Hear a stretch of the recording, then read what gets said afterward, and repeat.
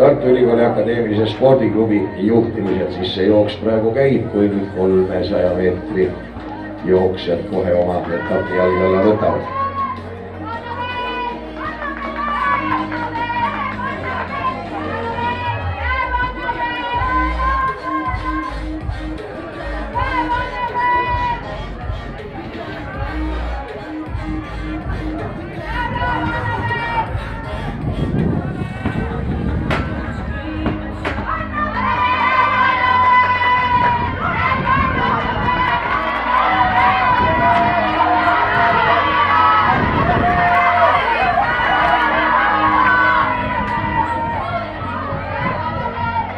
Ja Tartu spordiselts Kalev on siis nüüd praegu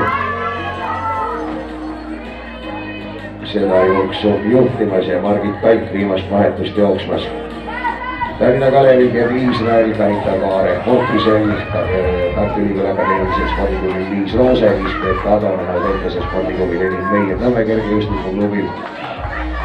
Siin võib meil ühte koma teist juhtuda, aga päris suured mehed olid kippunud seal sisse tulema.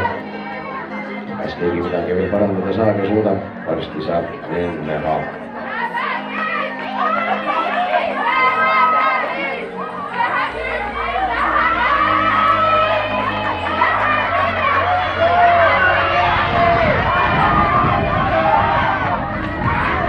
Ja siin teeb siis vanim kuni viimaste meetriteni, aga tundub, et Tartu Ülikooli Akadeemia spordiklubi saab võidu teise maal lõpetab Tartu Kalev.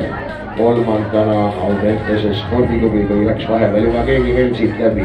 Igal juhul kõik võistkonnad on finissis ka. Nõmme oli kolmas Audentese.